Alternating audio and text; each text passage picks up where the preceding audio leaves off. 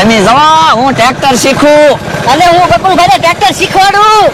ભોળા દાદાની વાડીએથી હાસુ ટ્રેક્ટર શીખવા લઈ આવ્યા અને ભોળા દાદાને ખબર ન પડે ને એટલે એની વાડીએ નાનું એવું ટ્રેક્ટર બનાવીને મૂકી દીધું.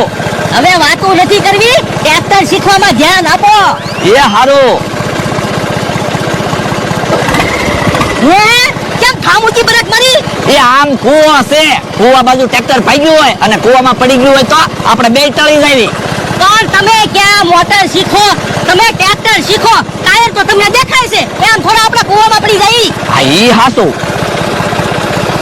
હે કેમ એમ ટ્રેક્ટર આપો? એ ટાયર જોઉં છું, ટાયર કઈ બાજુ હાલે એટલે એમ ખબર પડે ને. યો બોલો, ટ્રેક્ટર શીખતા હોય ને ત્યારે ટાયર કે બ્રેક કે ક્લચ એવું ન જોવાનું હોય, આમ સીધી ધ્યાન રાખવાની હોય.